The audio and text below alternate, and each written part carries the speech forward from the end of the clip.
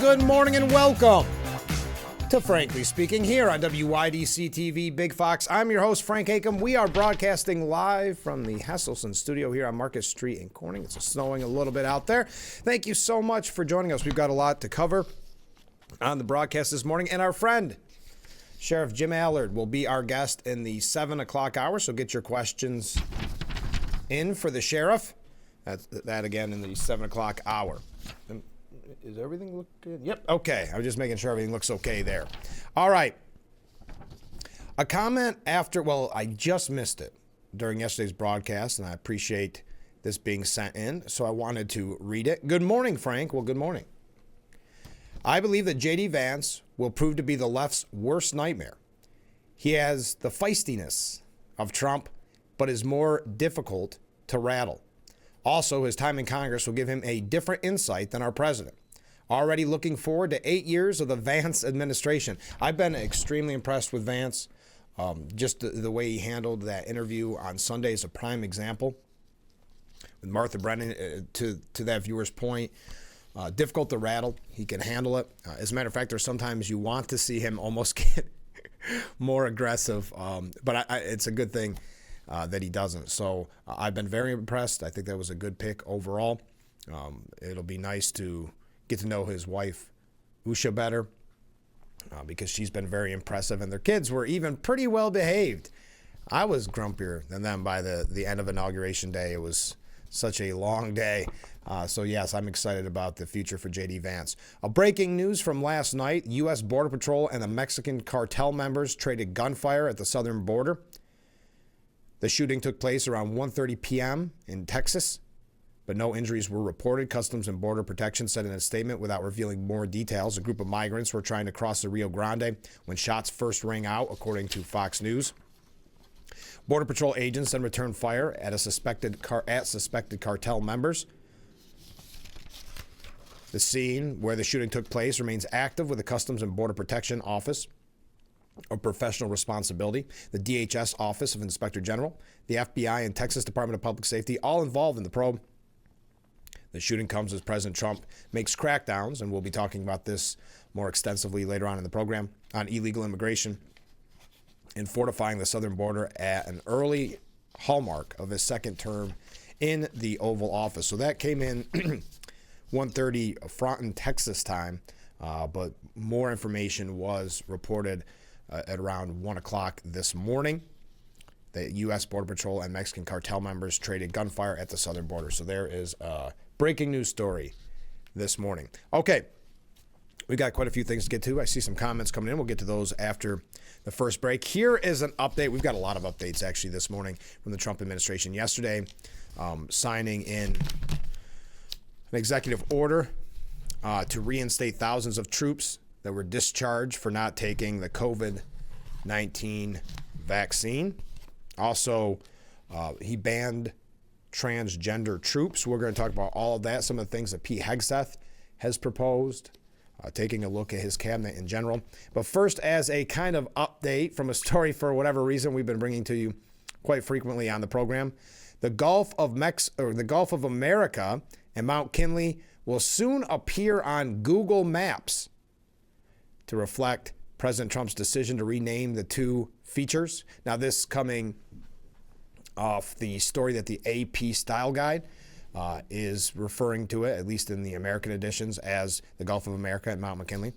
The navigation mainstay, the Google Maps that is, will make the changes as soon as the Department of the Interior updates the Geographic Names Information System, according to Google.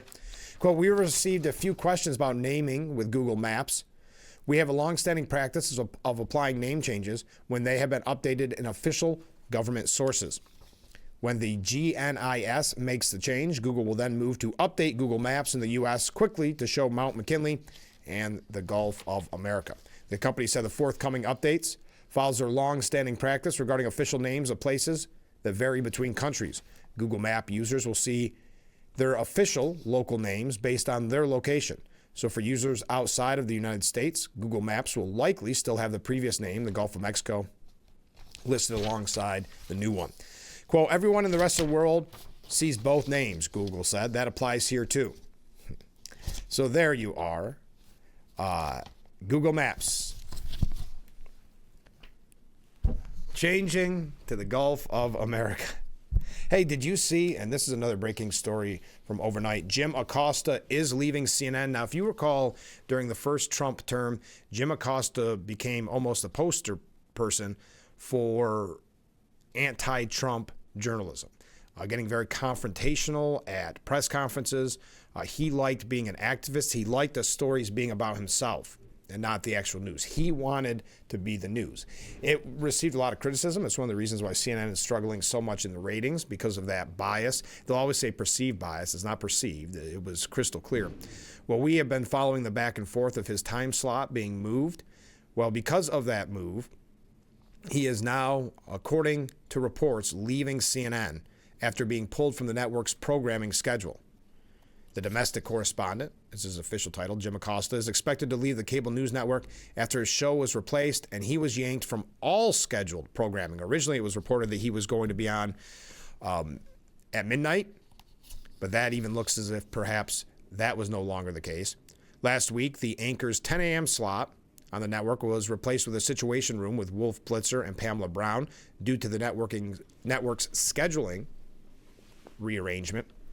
At the time, there was no official word on where Acosta would fit in. Now, there's a lot on the left that are criticizing this, suggesting that it was kind of bowing to Trump. But I have not heard, and correct me if I'm wrong, maybe you have, I had not heard President Trump reference Acosta in quite some time.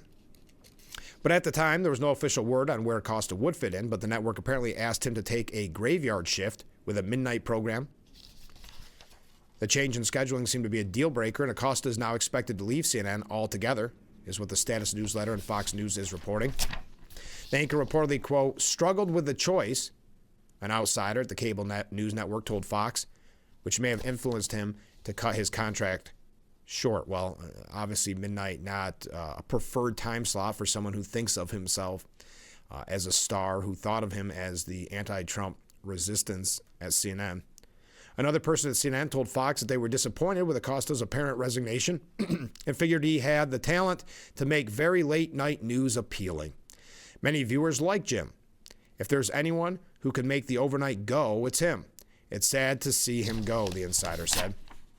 Acosta has become notorious for being one of CNN's chief journalists to dig in on Trump and even pick fights with the president during his first term. His pushback against the Trump administration nearly got him banned from White House briefings, if you recall, with staffers trying to revoke his press pass. The broadcast journalist towed the line during his time as CNN's chief White House correspondent during Trump's first term. He struck up a testy relationship with just about everyone he came in contact with in the administration, ranging from aides to Trump himself. Most famously, if you recall, Acosta refused to back down during a 2018 press conference where he and Trump had a heated back and forth. Yes, that was another thing that many people in the media started to get upset over as well, that he was taking time from other quote-unquote journalists to ask questions. Following the 2020 election, Acosta left Washington behind and took over as chief domestic correspondent. Acosta's expected departure from the network comes as current CNN leadership tries to take a more neutral approach to politics during Trump's second term, and at a time when we see layoffs at CNN, a lot of reconfiguring, if you will. So it really doesn't come as a surprise once we heard the news that he was being moved to midnight. Now, I don't know if anybody assumed that he would step aside and lose or leave the job, but it was seen as quite a kind of an insult for a guy who even more recently had that sign about free press and Jim Acosta praising himself. Very typical of many in the media, this idea about me, and that's what it turned into at the press conferences, where other journalists weren't allowed to ask questions because he kind of filibustered during those press conferences. Wow, is there a problem? When people tell me no, there's no problem. I'm getting a lot of comments, but someone asking if there is a problem with the show, it doesn't look it to me. No, everything looks fine. As a matter of fact, we're going to take a short break because we've got a couple other media updates. We're going to get away from that. But I thought that was important to note that Jim Acosta is leaving CNN after being pulled from the networking program. CNN may be trying to signal that they're going to be more fair. I don't see that necessarily coming. Just like all these people have said the media and those on the left have to do some soul searching after the election, and then you see Margaret Brennan and how she handled J.D. Vance and that obviously dislike, that almost contempt for Vance during that Sunday show on CBS. We're going to tell you a little bit more about the media. We got a lot here about Trump's administration. A lot of waves coming in. Thank you. Stay with us. We'll be right back with Frankly Speaking here on WYDC TV, Big Fox. I think we might have a little bit of snow on the roof, Cam. Wow, that's a new look. Must have had snow hit it just perfectly. The Frankly Speaking Roof Cam, brought to you by Boss Security and Horseheads. Contact them today for all your business and home security needs. Welcome back as we broadcast live from the Hesselson studio here on Marcus Street in Corning. Yes, I'm getting a lot of comments. We are going to talk about Trump's decision yesterday, a couple different things, sign executive orders to reshape the military, including banning transgender troops, also signing the executive order to reinstate thousands of troops discharged for not taking the COVID vaccine. We're going to talk about it as well, but quickly, and I got a lot of comments on that, so I'm paraphrasing. We will get into it. I do want to mention this comment. If illegals are allowed to stay, it would be an injustice to those that did it correctly.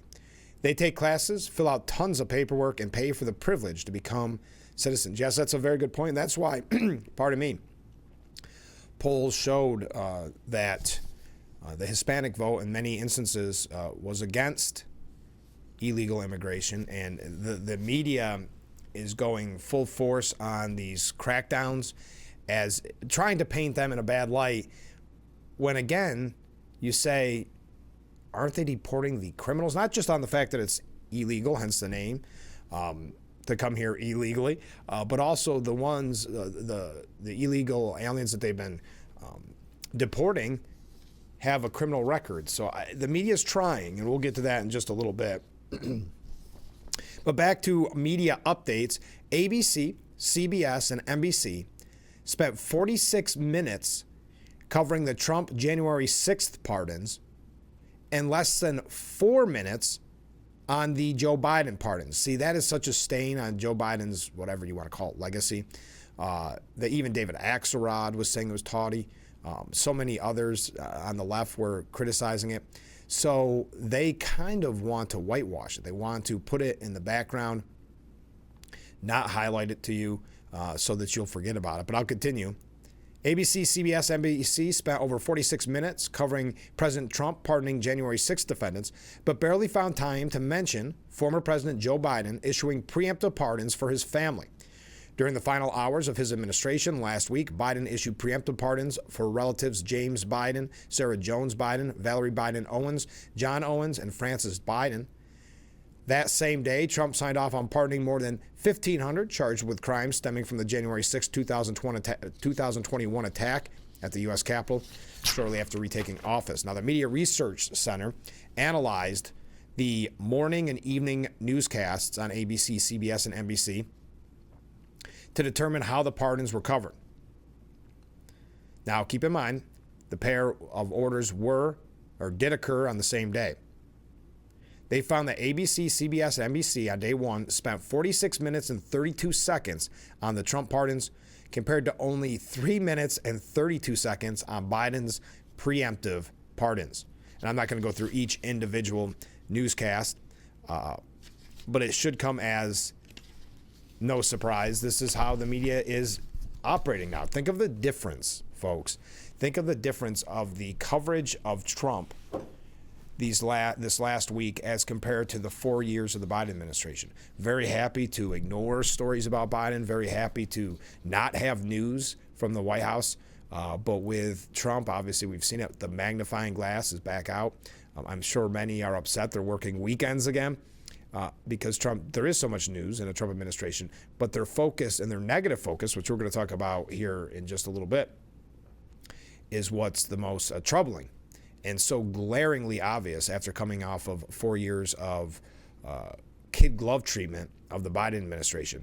In response to that, the White House yesterday afternoon rolled out a new social media account aimed to hold, quote, fake news accountable. This is what was posted. Welcome to the official rapid response account of the Trump 47 White House. We will be supporting President Donald J. Trump's America First agenda and holding the fake news accountable for their lies. Let's make America great again. The newly formed X account, yes, this is on X, posted in its first message. It's called Rapid Response 47. President Trump's first administration included labeling certain news outlets as fake news. We know that. A senior GOP strategist celebrated the new account, saying it is bad news for the fake news media. President Trump won the 2024 election in part due to the irrelevant and swift nature of their pushback against fake narratives and amplification of the facts. A Trump rapid response account is bad news for the fake news media and good news for the American people. Now we know that he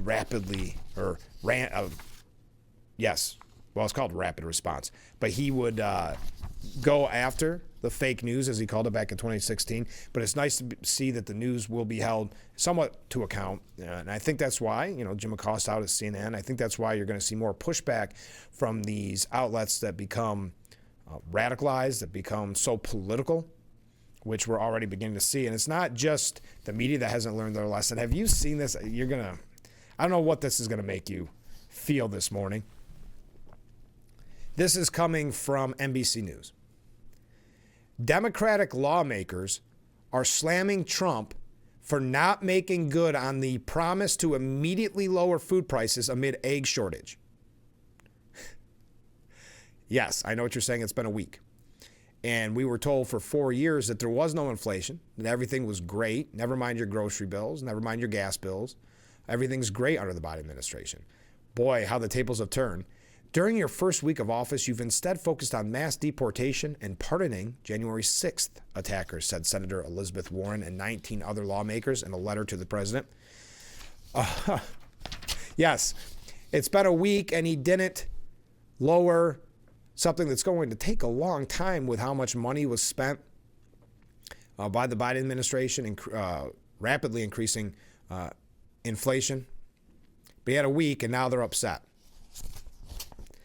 The letter addressed to Trump accuses the president of backtracking on a campaign promise to lower supermarket bills starting on day one of his term. Quote, during your campaign, you repeatedly promised you would lower food prices immediately if elected president. But during your first week of office, you've instead focused on mass deportations and pardoning January 6th attackers. Your sole action on cost was an executive order that contained only the barest mention of food prices and not a single specific policy to reduce them. The letter comes as food prices continue to rise. Again, this coming from the same group, and this is twofold, because it's not only the Democrat lawmakers, but it's also the media who is reporting on this, to somehow blame Trump for not fixing the economy week one, not lowering inflation week one. Yet look at the coverage, look at the comments for the last 4 years, which was everything's fine, never mind your bills. As a matter of fact, we will mock and ridicule you if you highlight that you're struggling to pay your bills and struggling to afford grocery. We will mock and ridicule you. That's coming from both the politicians as well as the media. In response to the letter, the Trump administration said, President Trump immediately took action on day one to unleash American energy, which will drive down costs for families across the country. He has already ended the failed economic policies of the past 4 years that skyrocketed inflation, which were rubber-stamped by Elizabeth Warren. Warren has long advocated on behalf of consumers, et cetera, et cetera. This is coming from NBC, so take it with a grain of salt. So there you go. 1 week in and receiving more criticism on the economy than Biden did in 4 years combined.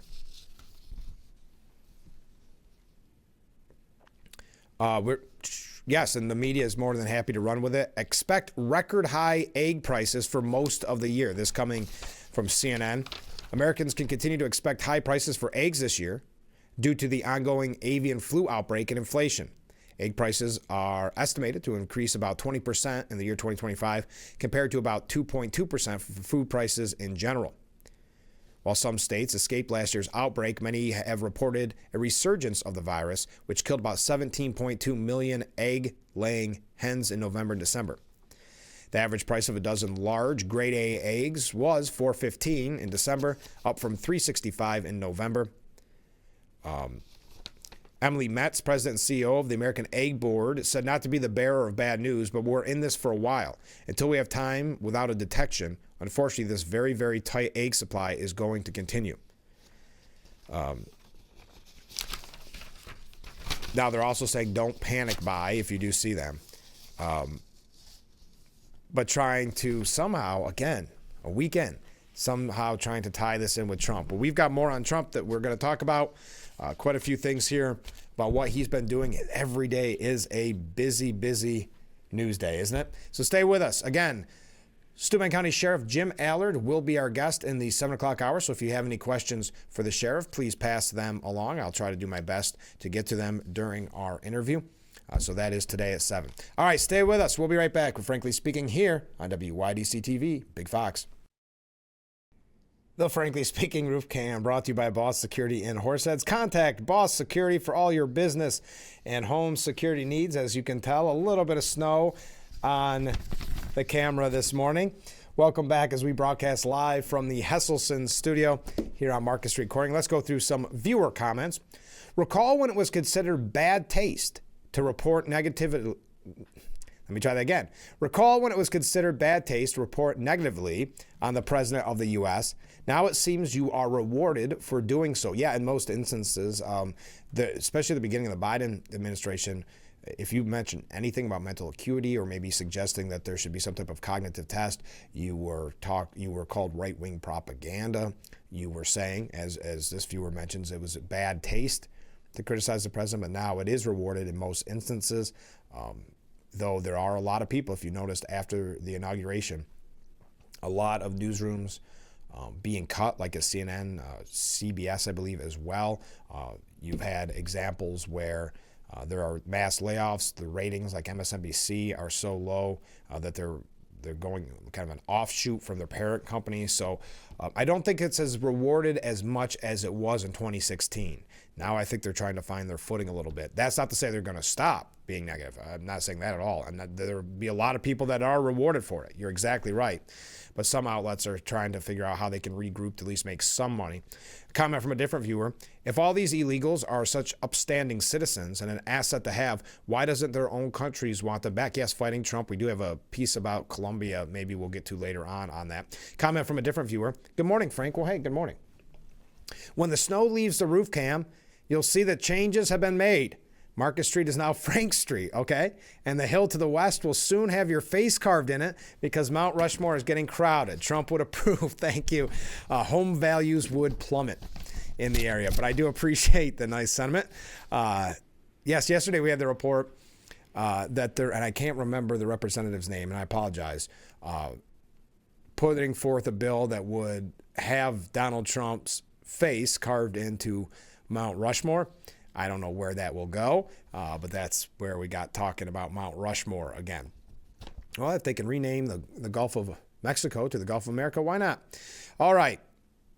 Yesterday, the Senate confirmed Trump nominee Scott Bessent for Treasury Secretary. Bessent? I've heard it said numerous times, but it hasn't stuck yet. The Senate voted to confirm President Donald Trump's nominee, Scott Bessent, the CEO of Key Square Capital Management, to serve as the head of the United States Treasury Department. In a vote of 68 to 29, Bessent was confirmed to be the Treasury Secretary. So this comes on the heels of tomorrow. The hearings begin for RFK Jr. Now, I want to pose this question to you. This is coming from the New York Post editorial board, and they are encouraging the Senate to vote no on Robert F. Kennedy Jr. And I wanted to get your thoughts on his nomination. It says, this is again the Post editorial board. It was, and it's quite a lengthy piece. I mean, they're clearly opposed to his nomination. But it was less than a year ago, in April of 2024, that then candidate Donald Trump went on a late night tear against Robert F. Kennedy Jr., saying, quote, "I lived with RFK Jr. in New York and watched him convince Governor Cuomo to make environmental moves that were outright nasty. Upstate New York was not allowed to drill or frack as Ohio, Pennsylvania, and others ripped off New York energy. Because of this, prices have skyrocketed all over that part of the country. I'd even take Biden over Jr. because our country would last a year or two longer prior to collapse. Referring to him as a Democratic plant, Trump added that RFK is an extreme environmentalist who makes the green news scammers look conservative, a big-time taxer, an open border advocate, an anti-military vet. RFK Jr. called himself an independent, but he's not. He's a radical left lunatic. These are all Trump's words last year. Now, I'm not going to state an opinion one way or the other on RFK Jr.'s process if he gets confirmed. I'm just telling you what the New York Post is saying, who is a somewhat conservative outlet, and wanting to get your opinion on it. Trump finished by saying no Republican can vote for this guy, and they say, Mr. President, you were right. On Thursday, Senate hearings began on RFK Jr.'s nomination. Oh, I thought it was tomorrow. As Secretary for Health and Human Services. But nothing has changed about Kennedy from last spring. He's still a radical left lunatic who is anti-energy, a big-time taxer, and completely incoherent about our nation's health. No Republican can vote for this guy. No senator should. So your thoughts on this? I know we've talked in the past, and a lot of people have commented in the past about their concern of having certain people around the president. One name that came up was John Fetterman. Though Fetterman wasn't tapped for any position, just having the conversation with him. There were people that were concerned that it would be like 2016, where Trump would get some people in there that didn't have Trump and the America First agenda maybe at the forefront of their decision-making and their reasoning. People that in many instances thought that they were smarter than the president and better than the president and his agenda. That was, unfortunately, a common theme back in 2016. Not so much this time. That's why the media keeps harping on loyalty and the loyalty test. And Trump wants these loyal people, which any president wants loyal people around him, because the American voter voted for the agenda of Donald Trump and overwhelmingly voted in that direction. Landslide victory. So, does RFK Jr.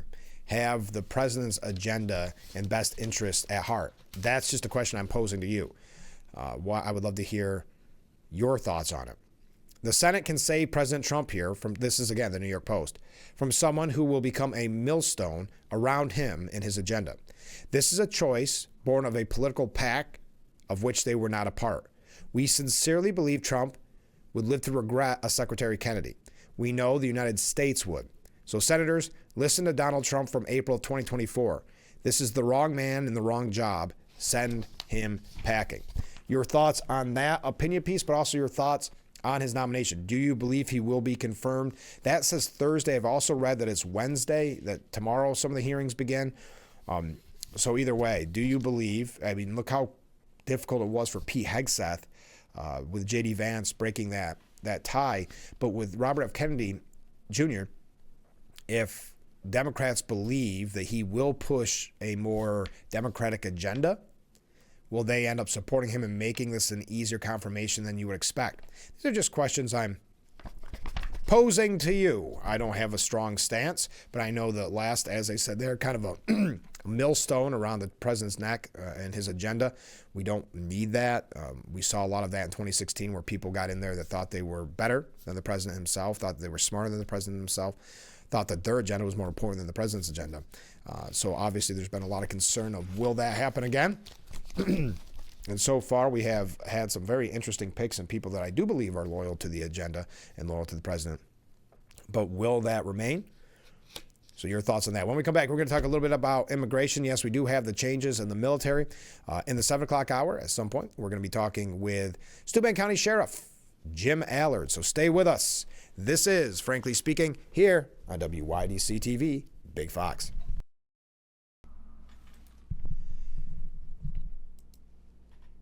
The Frankly Speaking roof cam that's got a little bit of snow on it, brought to you by Boss Security and Horseheads. Contact them today for all your business and home security needs. Welcome back as we broadcast live from the Hesselson studio, receiving so many comments. I ran a little late there. Thank you for the questions for Sheriff Allard. He'll be coming in on the program in the 7 o'clock hour. Let's read some comments from viewers. Great to see changes coming to the military. Too many generals are politicians, and that is not what they are paid for. Wokeness is not part of military values, nor part of military leadership. Thank you very much. Yes, we're going to talk about that. I do have a couple immigration updates that I want to get to. We had mentioned that there was shots fired at the border late yesterday. The U.S. Border Patrol and Mexican cartel members traded gunfire at the southern border. We're going to talk a little bit about that. Comment from a different viewer. The big drug companies don't want Kennedy in because profits will drop. Interesting point. Yes, that's why I'm just throwing that out to what the New York Post was suggesting. The senators should vote no on RFK Jr. and just trying to get your thoughts, how you feel one way or the other. Okay, we're not one to talk about celebrities on this program very often. Occasionally we mention, when there's some inauguration performances and things like that, but we're not, focused on it like so many of the morning news shows. But there was, and the reason I bring this up is not because of the celebrity aspect to it, but just to give you a background on where this comment from Tom Homan came. Selena Gomez, the actress and singer, posted to Instagram. It's since been deleted, and this is a very common thing amongst the left, which is to show yourself crying while talking about a topic so you can show that you have the most empathy, that you care the most, that you're the most aggrieved. I first started noticing it during the passing of Ruth Bader Ginsburg. When that was announced, there's a lot of people that had to, again, prove that they cared more than you, that they're more upset than you, so they post, which I don't think most people want others to see them crying. But apparently that is kind of a popular thing to do, even though she did get pushed back and has since deleted it.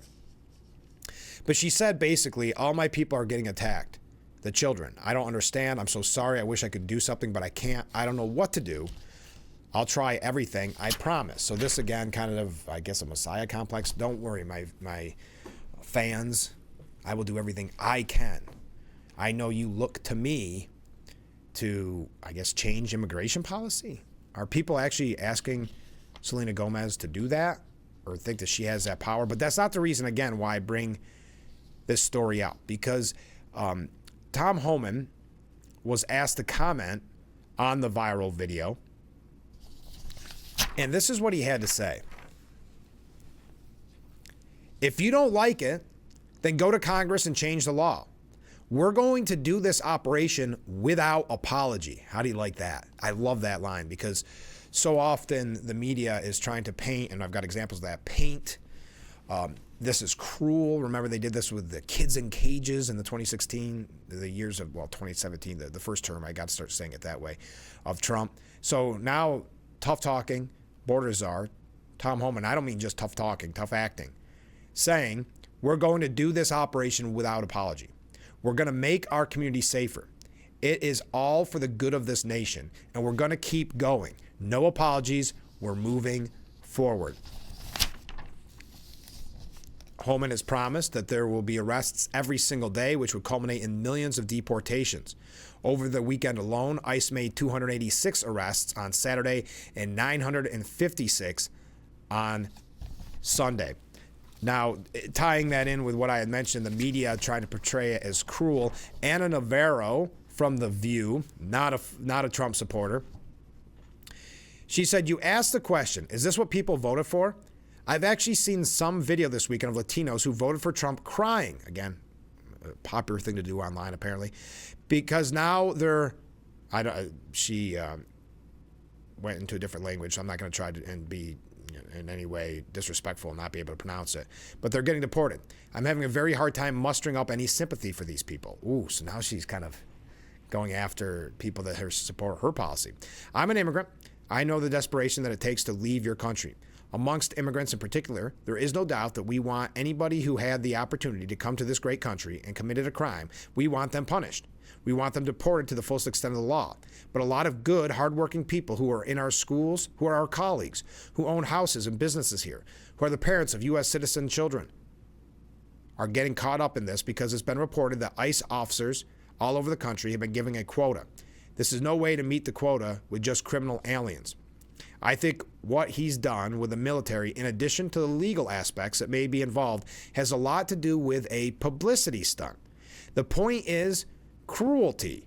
The point is instilling fear. All of those people crying now and feeling bad, by the way, they voted.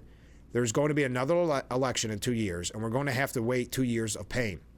So if you want things to change, get yourselves registered, get yourselves active. There's no reason why we should just be rolling over and playing dead. So this is all about a cruel publicity stunt. And Democrat Representative Jason Crow, again, the egos of so many people, he's on MSNBC saying, I am not going to tolerate Trump's mass deportation. So he is a representative out of Colorado, and he is lecturing the president that he, one representative, is not going to tolerate what the president of the United States, who won a landslide victory, is doing. And he goes through and talks about his community and his district. But he said, I think it is important for every American right now to be really clear about what we're dealing with. I haven't heard or talked to anybody who says we shouldn't deport and detain violent criminals, that we shouldn't clean up our streets and keep communities, keep our children safe. Everybody agrees on that, and it's already a crime. What we're talking about is a mass deportation that's rounding up everybody, children, families, business owners. And I would like somebody in the Trump administration to explain to me how doing this is actually going to reduce costs, help our businesses, help our communities, and make us more safe. Because doing that will do the exact opposite, and they know it. He said, well, I'm not going to tolerate mass deportation of efforts of children and families and people who are striving to start a life here, who want to normalize their status within the United States. We owe those folks comprehensive immigration reform because that is in our best interest of our economy. But as GOP Representative Abe Hamadin is praising Trump's swift action, President Trump campaigned on this, and he's delivering it for the American people.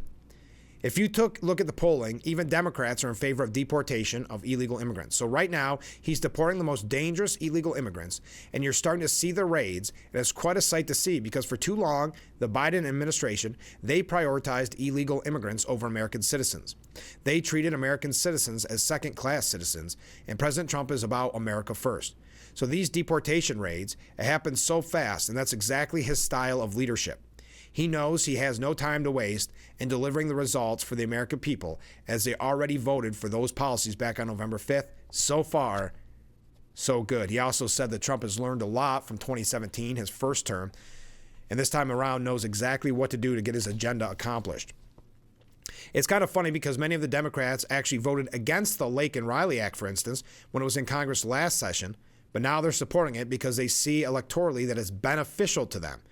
So no, we always have to be cognizant of that. A lot of these Democrats don't have any principles that they're standing on. They just saw that they got shellacked in the end of the election. So they're trying to moderate themselves or appear to be moderate. But honestly, it should have gotten unanimous support. That's the Lake and Riley Act in specific. Continuing, this is freshman Congressman Abe Hamadin saying, I see my colleagues all the time, and everybody understands that President Trump delivered the victory for many of them. And that's what's different about this time around versus 2017. Now, a lot of Republicans, they're on the same page. Leadership is on the same page. We're all working together, no matter if you're moderate, no matter if you're MAGA. It's a testament to see how Speaker Johnson won his speakership on the first vote versus what happened 2 years ago. And it's something to be seen. It's really beautiful out here. It's been a lot easier for me being a freshman congressman to see us all united, unlike how it used to be in the past. But these executive orders have been fantastic. Every Republican is in favor of them. I'm especially happy about the designation of the drug cartels as a foreign terrorist organization. And Arizona is as well, because we understand we have to go to war against these cartels.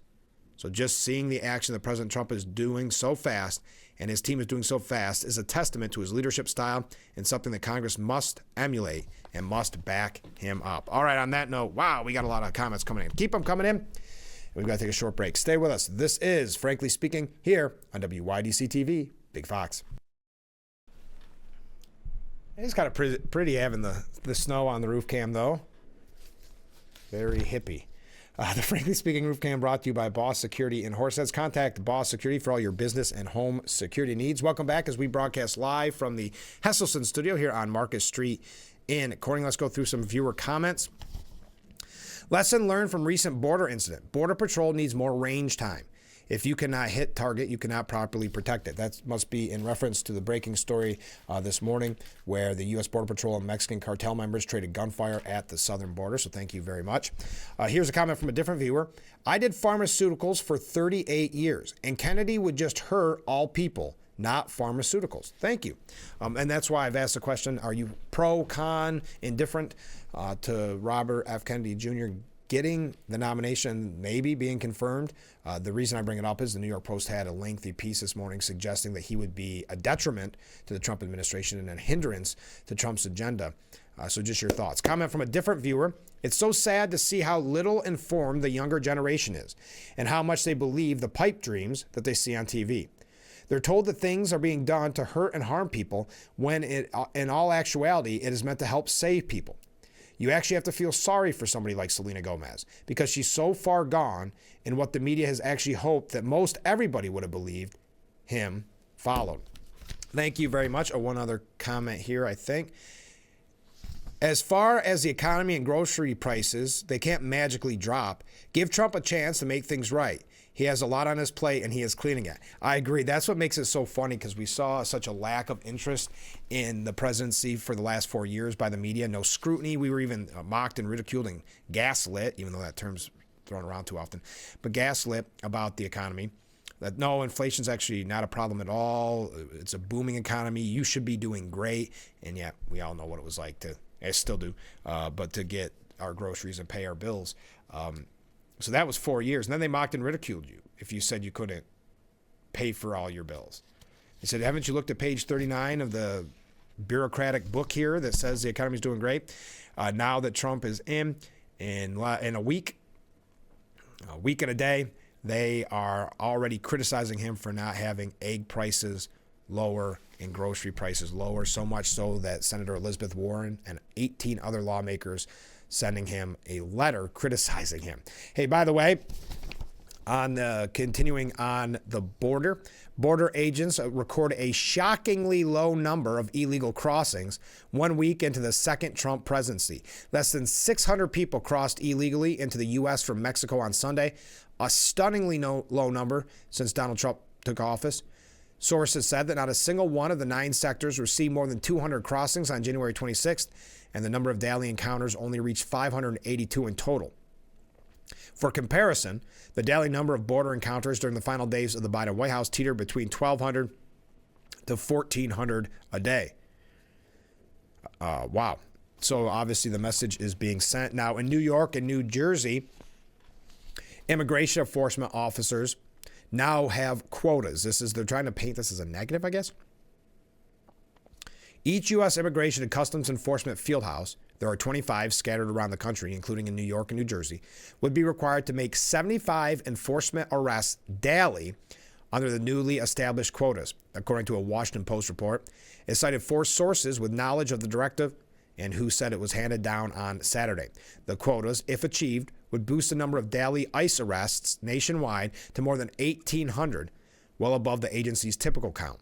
In September of 2024, the latest month for which data is available, ICE arrested about 282 people per day and 5 per day in the New York City area, if that gives you an idea. So allegedly, again, anytime it's anonymous sources, you take it with a grain of salt, especially in this administration. If you recall the first term, very often there was no anonymous source. It just made it so their article, they could criticize Trump with no real basis, but look somewhat respectable.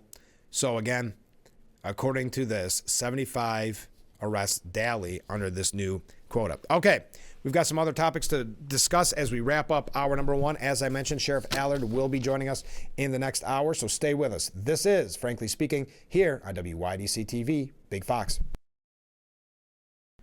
The Frankly Speaking Roof Cam brought to you by Boss Security in Horseheads. Contact Boss Security for all your business and home security needs. Don't worry, there's just a little snow on the roof cam. Welcome back as we broadcast live from the Hesselson studio here on Market Street in Corning. A couple comments, well, one comment from a viewer. Biden spent 4 years destroying the American economy and image. It will take more than a week to fix it. However, given recent presidential action, we are on our way. Thank you.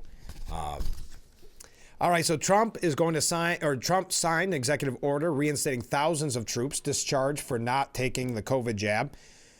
He is preparing to make good on a 2024 campaign by bringing back more than 8,000 members of the U.S. military, restoring them to their previous rank, and providing back pay and full benefits. And he talked about this on Inauguration Day as well, I believe. He did talk about it recently.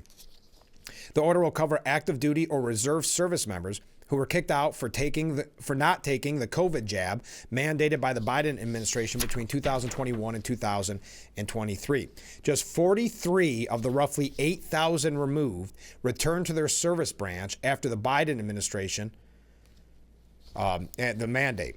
Defense Secretary Pete Hegseth made the same pledge during his confirmation hearing earlier this month, saying that he stood by the president's promise that each discharged troop will receive an apology, back pay, and rank that they lost. Hegseth also acknowledged the reinstatement of troops pushed out because of COVID mandates while speaking to reporters at the Pentagon Monday morning. So a very important move. That's going to be some back pay. Very interesting. Trump also signed, I know I'm going through a little bit quick here because I think the sheriff should be in shortly. Trump signs an executive order to reshape the military, including banning transgender troops. Trump said he signed the executive orders while aboard Air Force One on a return flight to Washington from Florida. CNN previously reported Trump was expected to do so. He announced 4 executive orders that he has signed that will reshape the military, including banning transgender service members from serving in the U.S. Armed Forces, gutting the military's diversity, equity, and inclusion programs, and reinstating with back pay service members who were discharged for refusing to get vaccinated from COVID-19, as I mentioned. The orders, which were first reported by the New York Post, came as Trump's nominee to lead the Pentagon. Pete Hegseth was sworn in as Secretary of Defense on Saturday. Hegseth has long stated he planned to implement major cultural changes to the military, including ending DEI practices and removing woke service members. Hegseth saying today there are more executive orders coming on removing DEI inside the Pentagon, reinstating troops who were pushed out because of COVID mandates, Iron Dome, and that's one I'd like to talk about more as we learn more, but much like Israel has their Iron Dome, looking at a system that could be used here in America like the Iron Dome. This is happening quickly, and as Secretary of Defense, it's an honor to salute smartly, as I did as a junior officer and now as the Secretary of Defense, to ensure these orders are complied with rapidly and quickly. Now, Trump had banned transgender Americans from serving in the military in 2017, but then President Joe Biden issued an order in 2021 repealing the ban. Hours after being sworn in his second term last week, Trump signed an order revoking the Biden administration's 2021 move to allow transgender members to serve. However, the order Trump announced he had signed Monday goes even further and outlines new military standards regarding gender pronouns and state that mental and physical readiness requires transgender service members be banned from the military. Quote, it could take a minimum of 12 months for an individual to complete treatments after transition surgery, which often involves the use of heavy narcotics. During this period, they are not physically capable of meeting military readiness requirements and require ongoing medical care. This is not conducive for employment or other readiness requirements. So that's just where we are this morning. The Iron Dome is kind of fascinating. Hegseth teases an Israeli-style air defense system order. Hopefully we'll find out more about that. I think, look how successful and really important the Iron Dome has been for Israel. The Israeli-made air defense system is heralded for its ability to target and shoot down incoming missiles, which has helped limit damage inside Israel from attacks by Iran, Hamas, Hezbollah, and the Houthis through the 15-month-old Middle Eastern war. All right, when we come back, some more things to cover in hour number 2, and also Sheriff Jim Allard. So stay with us. We will be right back with Frankly Speaking here on WYDC TV, Big Fox. Hour number 2 of Frankly Speaking as we broadcast live from the Hesselson studio. I'm your host, Frank Acom. Thank you so much for joining us. We were talking a little bit here about the Iron Dome. Not a lot is known quite yet about how this could be used in the United States, though a very important conversation to have. Pursuing an Iron Dome for America was part of the Republican campaign platform, saying Republicans will ensure our military is the most modern, lethal, and powerful force in the world. We will invest in cutting-edge research and advanced technologies, including an Iron Dome missile defense shield, support our troops with higher pay, and get woke left-wing Democrats fired as soon as possible. That was an official part of the Republican campaign platform of 2024. Interesting to see. Well, obviously, Israel is much smaller, about the size of New Jersey, so we're not sure how this translates to the whole country, but we will learn. Time will tell. But Trump's Department of Education has also ended the DEI initiatives. President Donald Trump's Department of Education began eliminating diversity, equity, and inclusion initiatives and squashed what it called Biden's book ban hoax. In response to Trump's executive order cracking down on DEI in the federal government, as well as guidance from the Office of Personnel Management, the department said it removed or archived hundreds of DEI guidance documents, reports, and training materials from its outward-facing communications channels. The Department of Education said it also put employees in charge of leading DEI initiatives on paid administrative leave. Wow. These actions are in line with President Trump's ongoing commitment to end illegal discrimination and wasteful spending across the federal government. They are the first step in reorienting the agency toward prioritizing meaningful learning ahead of divisive ideology in our schools. The department specifically eliminated its Diversity and Inclusion Council, which was established via executive order by then-President Barack Obama. Trump rescinded what Obama-era executive order and issued a new one called Ending Radical and Wasteful Government DEI Programs and Preferencing, which ultimately terminated the council, along with the Employee Engagement, Diversity, Equity, Inclusion, Accessibility Council within the Office of the Civil Rights. There you go. There are so many great comments coming in. Okay, I didn't know what this was. Everybody's been talking about this. I apologize. I was not aware of it. But I guess there's a Trump burger, like a fast food joint called Trump Burger. Okay, I apologize if I skipped over your comments. I wasn't positive of what it was. But after the second or third person mentioned a Trump burger, I thought I should probably look it up. I thought maybe it was just a typo this whole time. So yes, gotta go, Frank. Going to get a Trump burger. Okay. Well, enjoy. Let me know how it is. Send pictures, please. Another comment from Ken. Thank you. Ken, I'm going to read yours when we come back from break. I had mentioned earlier we were talking about Colombia. And Christine Balling, we just mentioned it very quickly, but I thought this was a very good point, saying that Trump versus Colombia teaches Latin America a lesson. Don't mess with the U.S. And we don't have to go through the whole history of it, but this was a crystal clear message that was sent. But with Donald Trump in the White House and Marco Rubio in the State Department, the days of coddling our anti-American Marxist neighbors are over. From now on, the new president has made it abundantly clear. Don't mess around with the United States or you'll find out. All right. Asking the question this morning, by the way, Sheriff Jim Allard is going to be our guest here in just a little bit, but I've been asking the question this morning. I'd love to hear your thoughts on Robert F. Kennedy Jr. The confirmation hearings begin either tomorrow or Thursday. I've heard some differencing opinion on that. The New York Post reported this morning, Thursday, but they are calling for a no vote across the board, saying that he is left-wing, that he is still truly left-wing. What is your thoughts on that? I've heard from both sides, and I love to read both sides. That's why I'm posing the question this morning. Let's take a short break a little bit early in this hour because I want to make sure that we read Ken's comments before the sheriff comes in. Get your questions in for the sheriff as well. We'll be right back with Frankly Speaking here on WYDC TV. Big Fox, stay with us.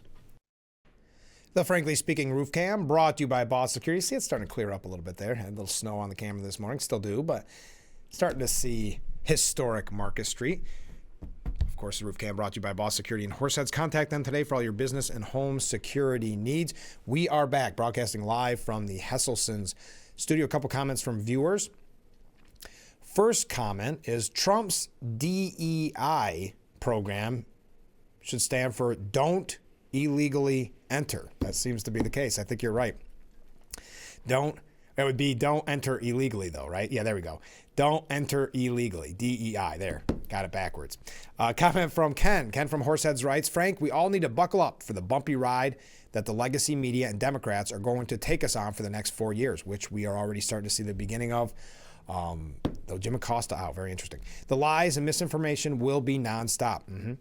I hear constantly that the food source will dry up because Trump is deporting all the illegal immigrants that are picking the vegetables and fruits, which confuses me that since it is against the law to employ illegal immigrants, how are the owners of these operations getting away with breaking the law? And that we are deporting business owners. Again, how do illegal immigrants become business owners? Unfortunately, the sheeple that believe everything that the legacy media says aren't critical thinkers and don't use common sense to evaluate what they hear. Yes, the media, of course, it can't be understated how much, unfortunately, say they have. Yes, they are losing some of that, like CNN laying off so many people, Jim Acosta included, or he's resigning, CBS and others. But at the end of the day, they still have a very powerful megaphone. Hey, I want to give you this update. You may have heard this was coming in very early this morning, kind of breaking news, that Vivek Ramaswamy, he's going to make his announcement very soon. Yes, this is an announcement that he soon is going to make an announcement on running for elected office after leaving Doge. He said he'll have an announcement soon on his future after parting ways with the so-called Department of Government Efficiency he helped create. The former Republican presidential candidate teased a run for Ohio governor during an interview with Fox News' Jesse Waters on Monday when asked why he had left the newly formed Doge. Well, the reality is I'm pursuing elected office very shortly, Ramaswamy said. We have an announcement coming soon. After touting President Trump's first week in the White House, the Ohio native said he felt he could help the most through elected office. When you're talking about a constitutional revival, it's not just done through the federal government, it's done through federalism, where states also lead the way. So I'll be saying more on that very shortly. I think the Ohio River Valley can be at the bleeding edge of the American economy for the next 20 years, he later suggested. It was my honor to help support the creation of Doge. I'm confident that Elon and team will succeed in streamlining the government. Now, this is an example, to Ken's point, where the media has tried to portray bad blood there. Anonymous sources saying that Musk and Ramaswamy were butting heads. That was the narrative that the media tried to portray, but they've also been trying to, from the beginning, suggest that everybody's getting sick of Elon, that Trump is getting sick of Elon, wants him out, and yet Elon's still around. So again, like Ken said, we all need to buckle up for the bumpy ride that the legacy media and Democrats are going to take us on for the next 4 years. I see that, I know not everybody's the biggest fan of Senator John Fetterman, and I understand that. He did not vote for Pete Hegseth, though many speculated he would. He's been an interesting character, very pro-Israel, but a Democrat who has been speaking out against Democrats. I see that he outraged, if you will, the members of The View yesterday. Now, John Fetterman, the senator from our neighbors in Pennsylvania. The first-term senators already rankled his fellow Democrats by visiting Mar-a-Lago. As you know, many people in this audience were concerned that Trump maybe shouldn't have the conversation with him. I don't think the conversation is a problem necessarily, but I can understand the concern as we saw a lot of people that sided up to Trump in his first term that did not prove beneficial. While discussing Hunter Biden on the show, which is interesting, Fetterman then let slip that he believed Trump's widely publicized Manhattan trial was more about politics than the facts of the case. I'm on record criticizing going after Hunter Biden. And I also agree that the Trump hush money trial in this city, in New York, was politically motivated, Fetterman said. That wouldn't otherwise have been prosecuted if it had been somebody else. It's all about delivering second chances. He said he's all about delivering second chances. So Sonny Hoyston couldn't let that stand, right? So she says, just for clarification, did you mean that the 34-count case in which Donald Trump was found guilty of various financial crimes was politically motivated here in New York? Fetterman held firm, insisting it was inappropriate anytime the judicial system gets weaponized and targets enemies for political gain, regardless of which party is involved, whether there's a Democrat going after a Republican or Republican going after a Democrat. I like to think I call it strikes and balls because the judicial system has to remain impartial. That's really the cornerstone of our society. Now, Fetterman isn't the only Democrat to argue that Alvin Bragg's case against Trump was politically motivated. If you recall in the summer, and this may have more to do about his potential run for mayor, but Governor Andrew Cuomo said Quote, if his name was not Donald Trump and if he wasn't running for president, I'm the former AG of New York. I'm telling you that the case never would have been brought. That's interesting about Cuomo. They said now, and I didn't mean to get on this tangent, we may ask Sheriff Allard just quickly his thoughts on this, but the focus of the mayor's race has now shifted to former Governor Cuomo. That's where the spotlight is. This is in New York City. Eric Adams is having some health issues. Now the focus is on, will Cuomo run for mayor? Cuomo is not a candidate right now for mayor, but he is quickly becoming a central figure in the race. Already he's the target of attack ads. I actually happened to stumble on one this morning as I was on Empire Report. You know how you have the little ads on the websites, and it was an attack ad against former Governor Cuomo. Hey, Andrew, you must have thought we forgot about everything, huh?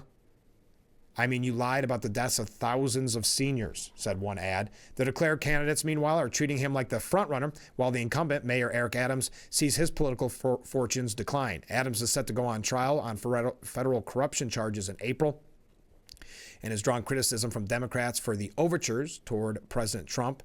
A recent campaign memo from the city comptroller, Brad Lander, on the state of the race focused almost exclusively on Cuomo, who dominates the field in several privately commissioned polls. And we heard that, we reported on that last week or the week before, that he is leading, he is the front runner in every poll that has been taken. A poll last week from the national opinion research firm Bold Decision showed Cuomo with 33% support, 23 points ahead of Adams, his next closest competitor. Since resigning the governorship more than 3 years ago in scandal, Cuomo never entirely left the public eye. We know he likes to give these speeches. He's been on podcasts. He misses the limelight. Is this his way to make a step back in, maybe potentially ultimately running for governor again? He sees himself as a political victim. Now, you and I don't want to put words in your mouth. I've said numerous times on this program that the nursing home decision during COVID was the worst decision made in that crisis, and that should disqualify him from any elected office. And that's just one of the many things, scandals that he was engulfed in. That one, he's never officially paid any kind of price, and I would say that paying the price should not be mayor of New York City, but he's loving the attention. He's loving the focus on him. So yes, I believe it is only a matter of time before former Governor Andrew Cuomo makes that announcement that he'll be running for mayor of New York City, as Adams has become less and less popular, but also has sided up next to a little bit Donald Trump, and that has obviously been a concern for many on the left who are not too happy. Now, again, we've got Sheriff Allard coming in just a little bit. Oh, I did want to mention, I haven't had a chance to mention this yet. Well, I have, but not on this morning's program. Don't forget that petition class is coming up on February 1st in Steuben County. We'll get you more information on that when we come back, but we got to take a break. Stay with us. This is Frankly Speaking here on WYDC TV, Big Fox. The Frankly Speaking Roof Cam brought to you by Boss Security in Horseheads. Contact them today for all your business and home security needs. We are broadcasting live from the Hesselson studio. And joining me in the studio this morning, Sheriff Allard. Good morning. Good morning. It's a beautiful day in Steuben County. It always is a beautiful day. Yes, it is. How are the roads? Not too bad. They're a little greasy. Are they? Yeah. It's too early to have anything done yet. Yeah. We have so much to talk about. We can talk about the national, local level. We got some questions from viewers. So let's start with that. How's that? Sure. That sounds good. Being that we live in the heart of the Finger Lakes, could you have Mr. Allard speak on the new law of all boaters of all ages needing the Safe Boaters course as of January 1st, 2025? And thank you. Yes. It was phased in over a number of years. Each year, the age, how old you had to be to not need it went up. Okay. Until this January, where it's everybody that's operating, anyone that operates a motorized vessel on a navigable waterway has to have their boater's safety certificate. Oh, wow. And so what we've been doing is since last June, every month we've had a free boater safety course at the sheriff's office, and we'll continue that through this summer to try and get as many. We could only do 30 at a time. That's one of the prerequisites for the course. So we've been knocking out as many of those folks that we can, trying to make sure that we get as many of our residents that are boaters that don't have it through it. I went through it in September. I've been boating since I was old enough to get in the water. Isn't that funny? And I still learned a few things. Oh, of course. It was worthwhile, and I'm glad I did it. I did it through our our office, through our folks that teach it, and they do a phenomenal job. And you can also do it online. If you do it online, though, through the state, through Parks and Rec, through their website, you can do it, but you have to pay for that one. Oh, okay. Oh, so yours is absolutely free. How many people are going to wait till like May? you know, because the weather's going to change and everybody's going to be like, oh my goodness. Because I had not heard about this. So no one's grandfathered in. No. Everybody has to take this If you have Coast Guard certification or Power Squadron certification, you're good to go. And you can look that up on the New York State Parks and Rec. Okay. Parks and Recreation and Historic Restoration website. Rolls right off the tongue. It does. All right. We got a lot other things to talk about, but thank you to the viewer who sent that in. Send your questions in at any time. That's a good question. I thought we could talk, this is at the national level, but I would love to hear your opinion on it, and that's the border. Because everything since Trump, can you imagine Trump's only been in office for a week? I know. It seems like a year. It's been nonstop. You forgot that even on the weekend, there's a new cycle now with Trump. So this is very topical because we just had our state sheriff's conference last week, and we had folks from the northern border come visit us because here in New York State, that's a concern. And what we found out is even more concerning. In 2024, so there's a section of the border that's just east of Ontario Lake. Okay. That goes New York into Vermont. As you know, just a week ago, a Border Patrol officer was killed in Vermont, performing his duty in the line of duty, and some of his coworkers came and presented to us. Oh, wow. They saw last year, they saw a 1,000% increase in illegal border crossings on that section of the northern border compared to 2023. This isn't even compared to 10 years. This is in 1 year, it increased by 1,000%.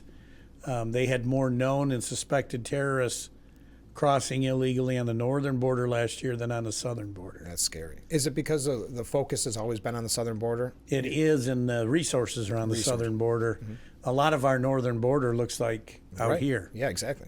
You drive up, there might be a gate, you drive around the gate, and you keep going. It's literally that easy. Wow.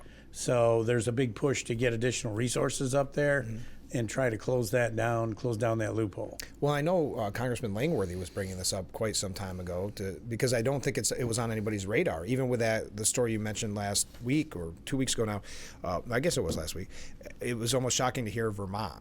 Because, again, you think of Arizona, Texas. And the more shocking thing is that the folks that are crossing the border in Vermont and New York are over 75% male, single males, military age, the majority from China, India, and Afghanistan. Wow. So they're not coming here for good reasons. No.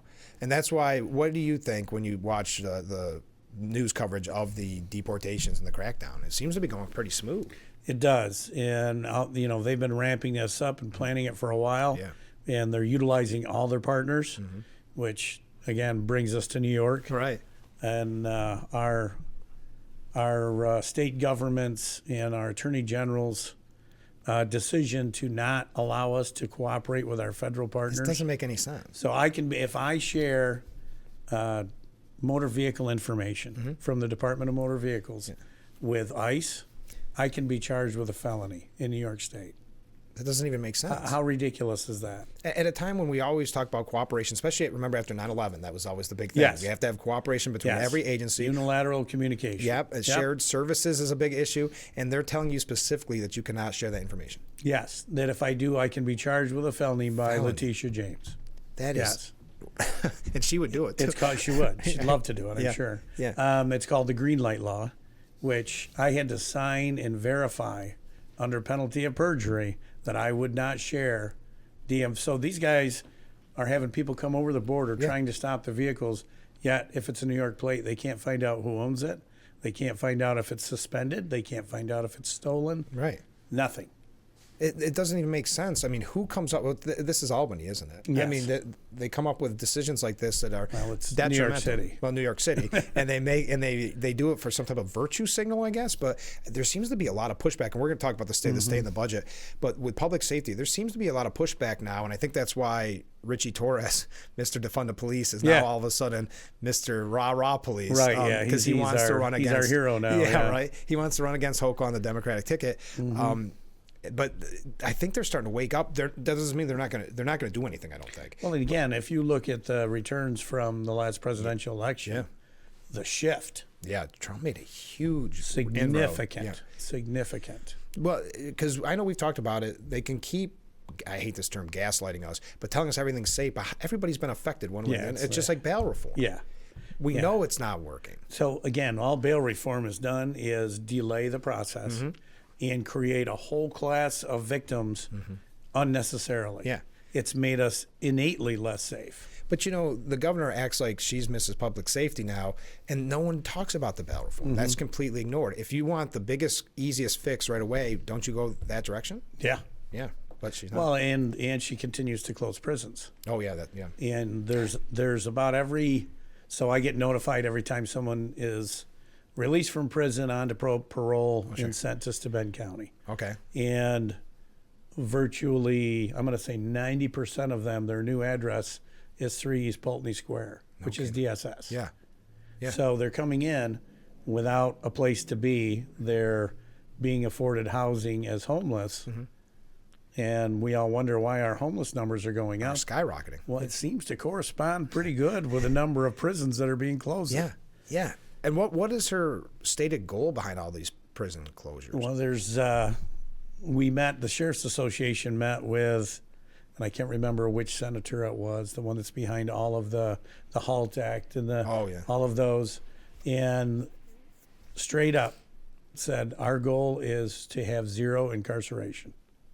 That's our goal. That's terrifying. And we hear you. We understand what you're telling us when we told them how dangerous these laws are. We hear you. We understand what you're telling us, but our goal is zero incarceration. How is that even? It's not a goal. I mean, That's their goal. well, that's their goal, but my goal is hit the lottery. It's not going to happen. Well, my goal is to keep people safe. Yeah, and that's what I mean. How can they defend that position, I guess? Apparently, they have enough constituency to defend it to them. Isn't that amazing? But it's shrinking.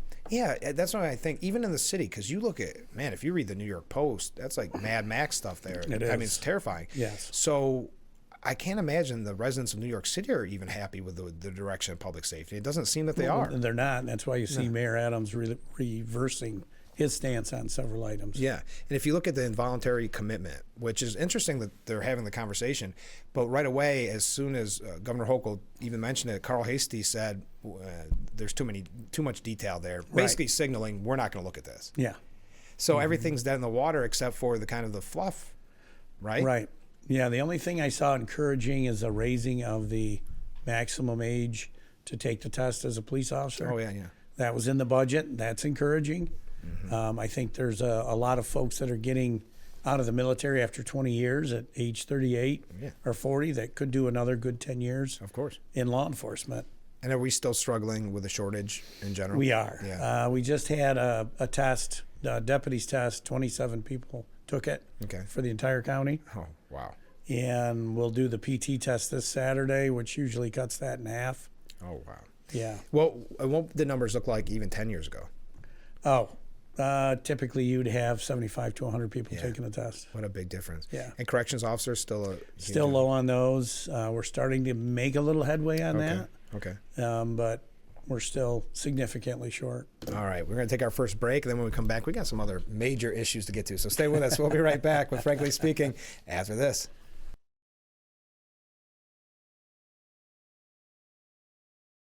The Frankly Speaking Roof Cam brought to you by Boss Security in Horseheads. Contact them today for all your business and home security needs. We are broadcasting live from the Hesselson studio, and in the studio we have the sheriff.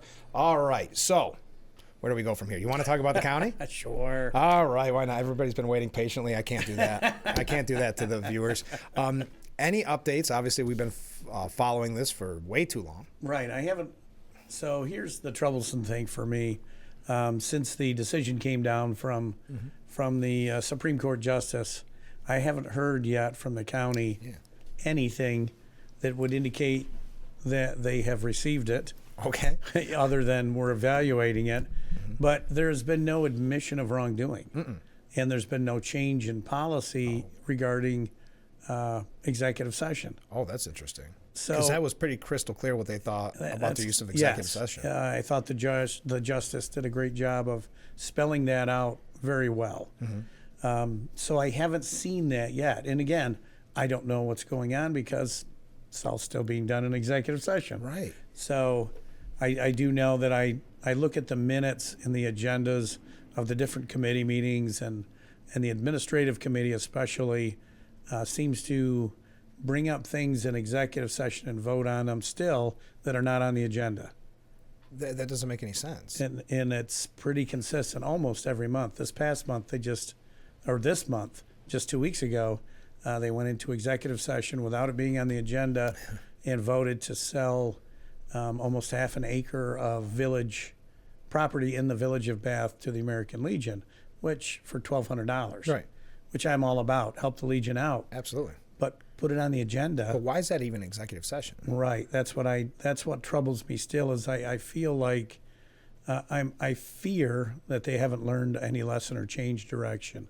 And when I hear Kelly talk about let's look forward, let's look out of the windshield, Yep. I agree. But before you can move forward, you got to fix the car. Yeah, you've got to learn The car's got to run. Right. It's got to run that's a great point. correctly. Yeah. Otherwise, you can look forward all you want, but you're not going anywhere.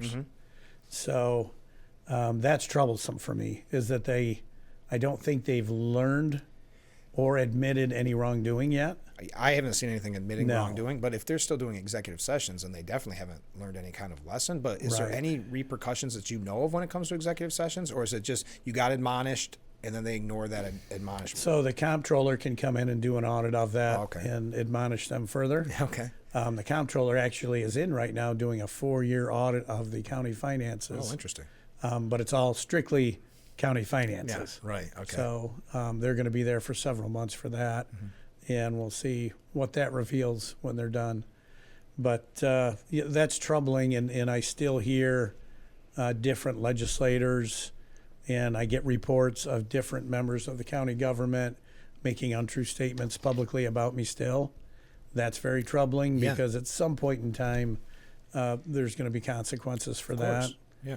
And when I've talked to Kelly, and she is trying to bring those folks forward. She Right. really is. Oh, yeah. And I believe that. But when I talk to her, if we're going to move forward, Right. let's quit doing the things that got us in this Yeah. situation in the first place. And that's making untrue statements about me, making slanderous statements about me to the public. That needs to stop. Yeah, and I don't understand what the end game is there, because they've already, especially last time, and we talked about it a lot on the program, how much taxpaying dollars went to Yes. this.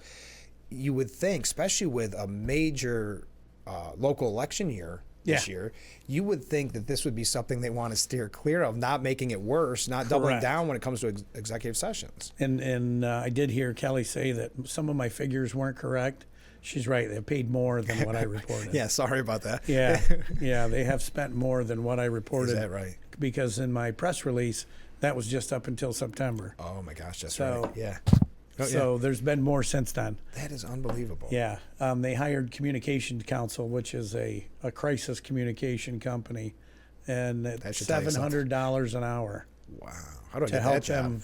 Yeah, to help them create their talking points. I went into the wrong communications You field. did.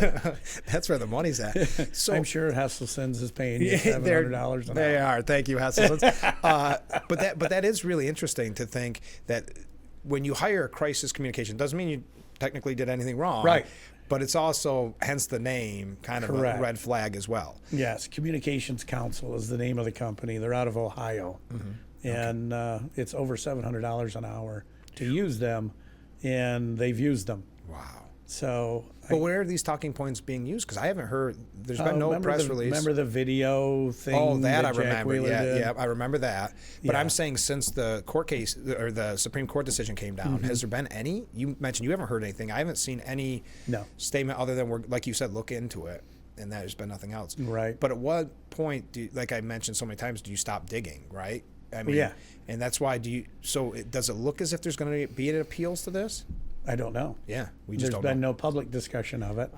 There's Maybe been executive session. There's reportedly been several discussions in executive session about it.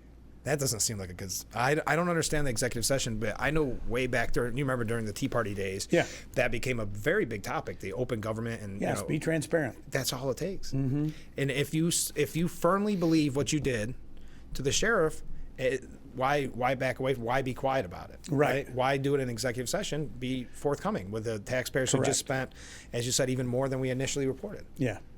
Okay. Yeah. Anything else you want to say about the county? No. Anything else just you moving can forward. say? No. Well, Okay. well, you know, I keep doing my job.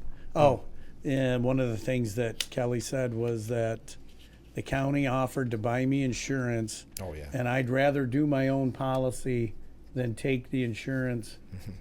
I don't even know where that came from, because the original resolution was you buy your own insurance or you won't be able to do your job or get paid. Yeah. So that's not you wanting to. Yeah, and that's what it all boils. It's like the hostage taker saying, "Well, they never said they didn't want to stay with me." Yeah, exactly. That's a great way of putting it. But you think of the time and cost and everything that this has had on you, just so you can quote unquote keep your job. But it's not a typical job.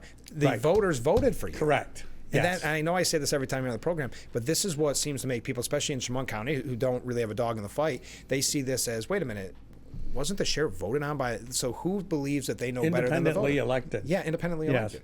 It's very much the Trump aspect that we've been talking about, where sometimes, at least last term, there's people behind the scenes that thought they knew better Right. than the man that was elected president of the United States. And that's Correct. not what we want from, I don't think any president should Well, and want that. I think that's kind of the crux of the matter is I'm not who the legislature wanted Right. in this position. Right. They wanted probably someone a little more malleable than me, probably someone a little less principled than me. Sure.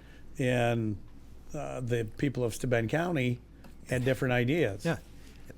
And that's the way elections work. Who That's, they're supposed to be representing. So frustrating.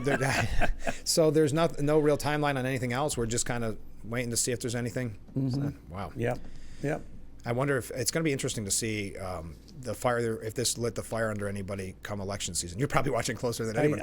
I think you'll see some people run and Yeah. primary some of these legislators. I do too. But I haven't heard anything. That's just me speculating because, again, I know I keep saying this. I'll do my public service announcement. But you got to start taking out petitions at the end of next month. I mean, you only have not even a month to decide as of today.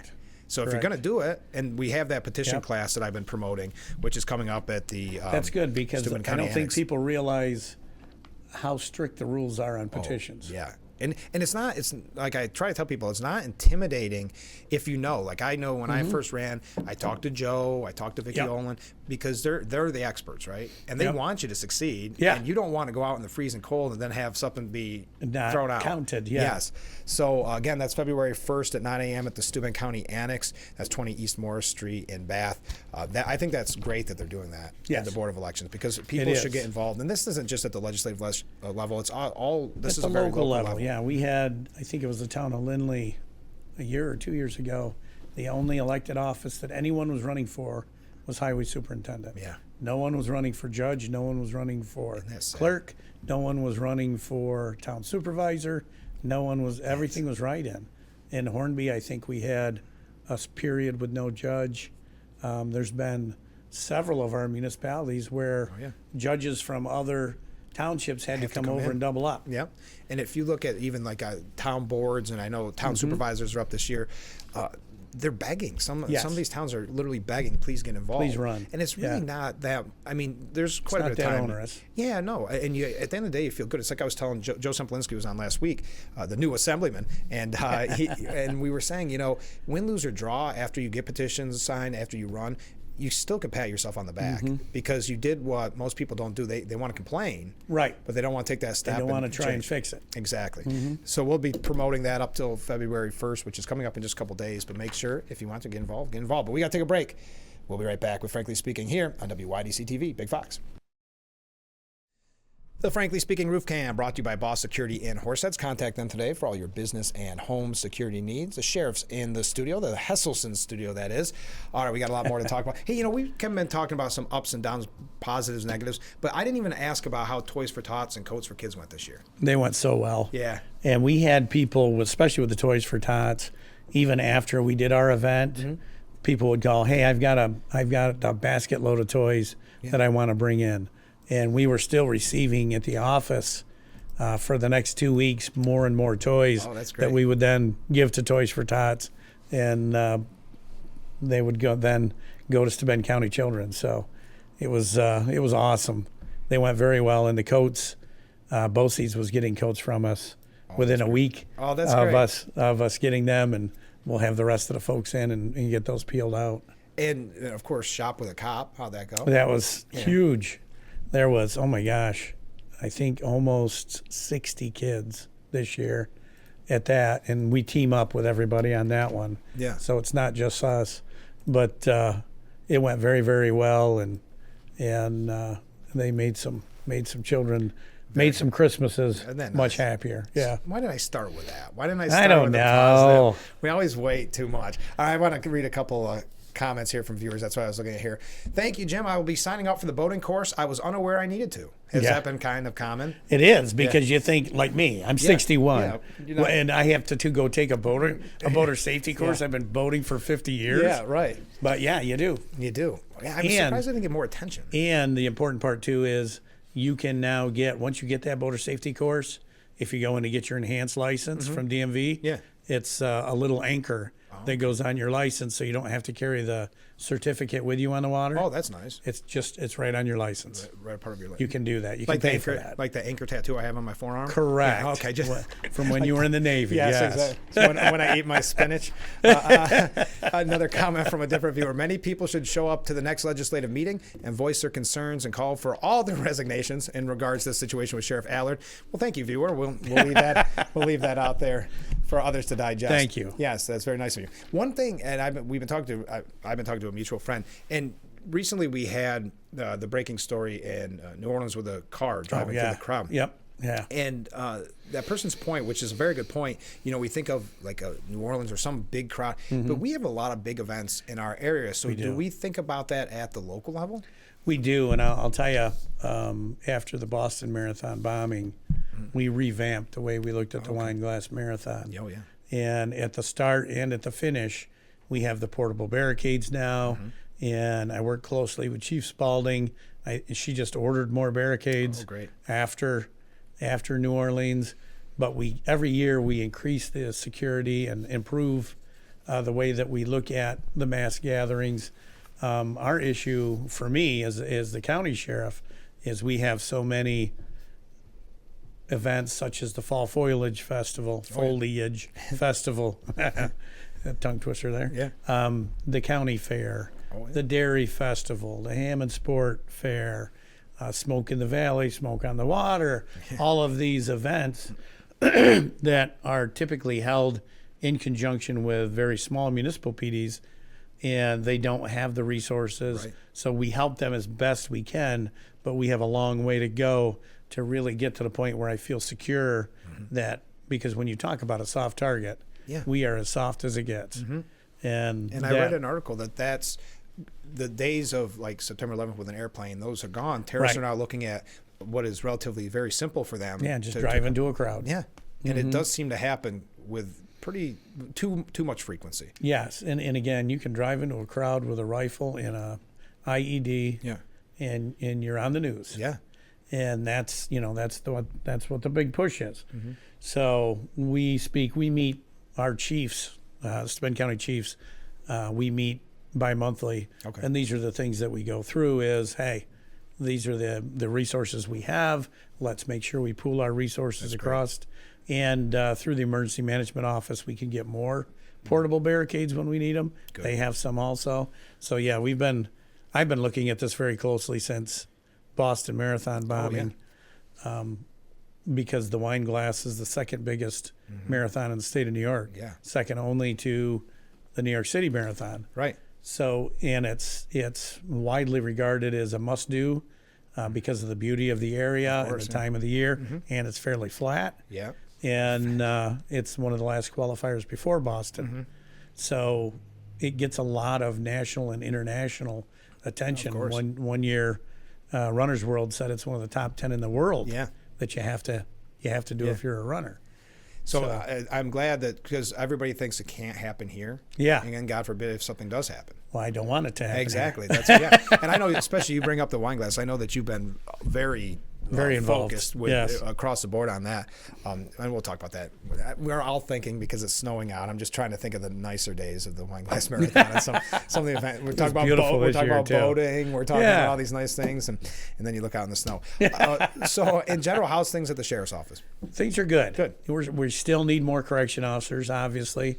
We were actually fully staffed for about 2 weeks on the roadside, and we'll continue to chase that dream. But things are well. We just finished the FBI leader training, so we're on path to have every working supervisor through. That's called the FBI trilogy of leadership. It takes a while to get there, but we're on path to have all of our supervisors with a 3-tiered FBI leadership training under their belt to move forward. I'm very excited about that. Well, I know I've not joked with you, but talked about the newsletter in the past, and it's very impressive how much you were able to accomplish in the office monthly. Yes, I mean, you've got to be busy.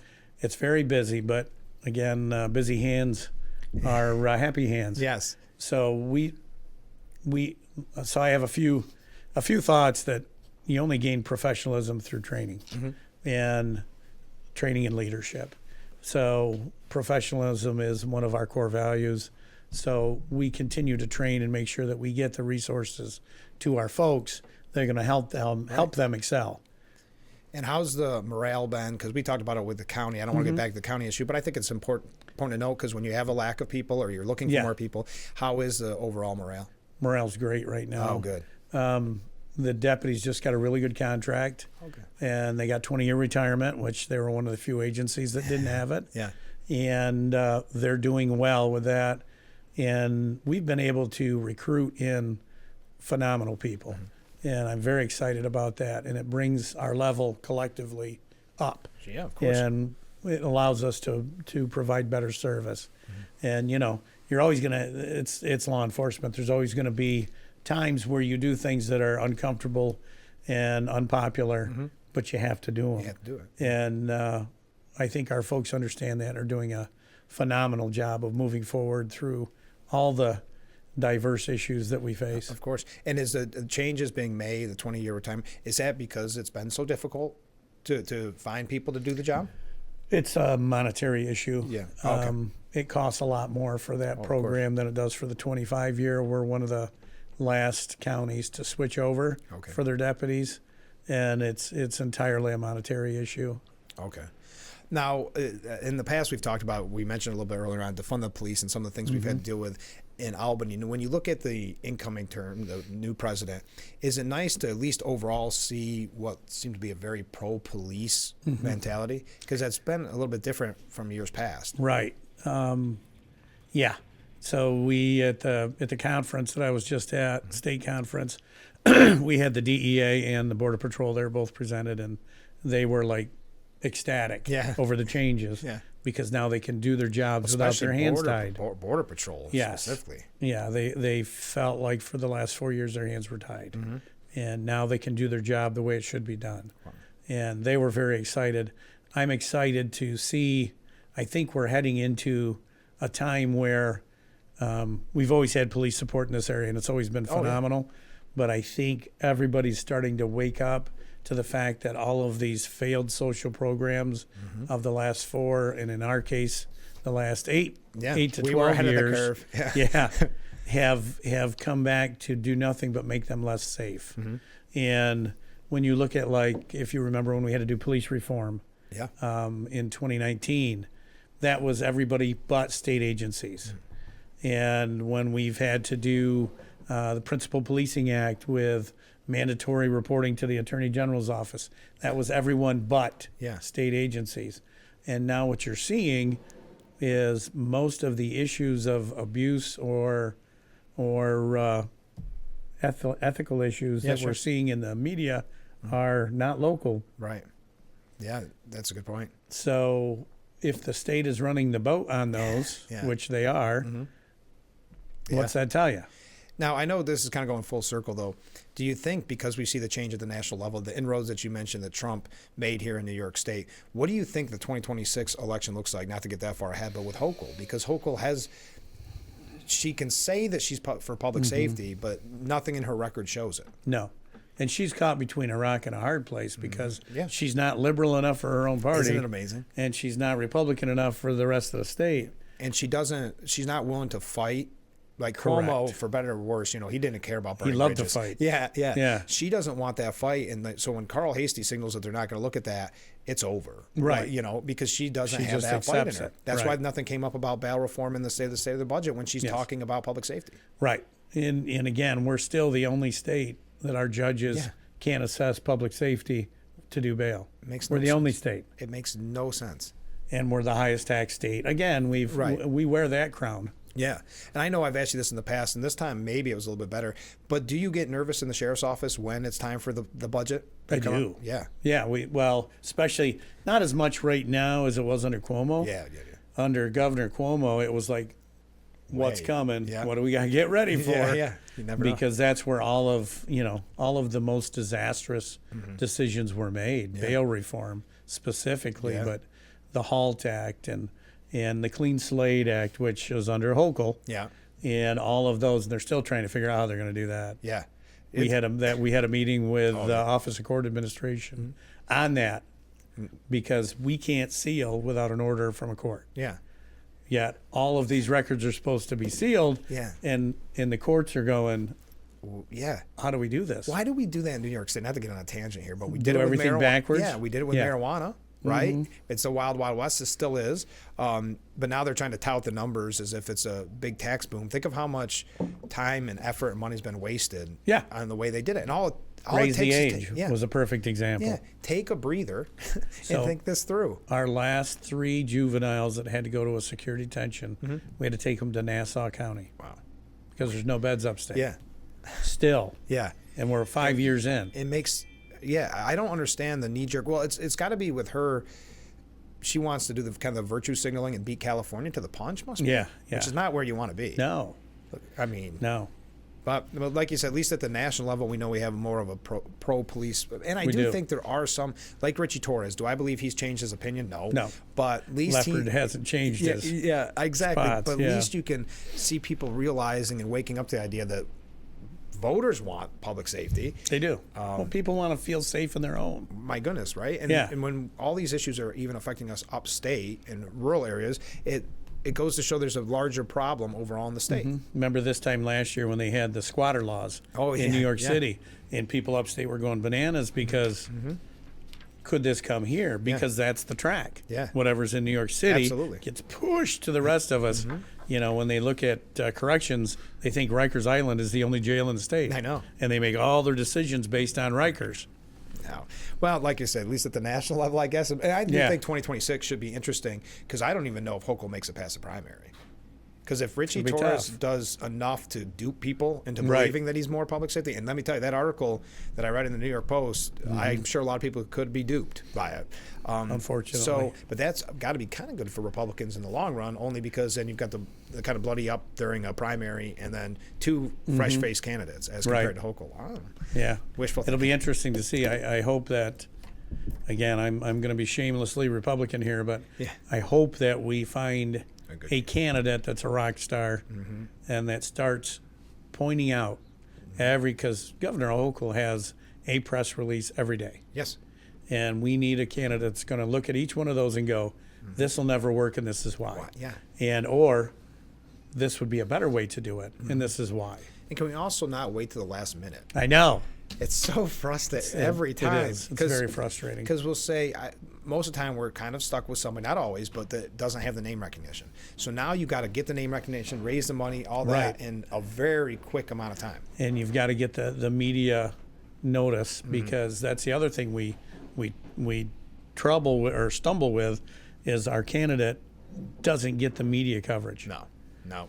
They never do. I No. mean, and a lot of it is because I think the mainstream media can ignore that candidate because no one knows who that Right. candidate is. And that candidate's And they got don't to want camp to- out on the steps of the Yeah. governor's mansion. I know.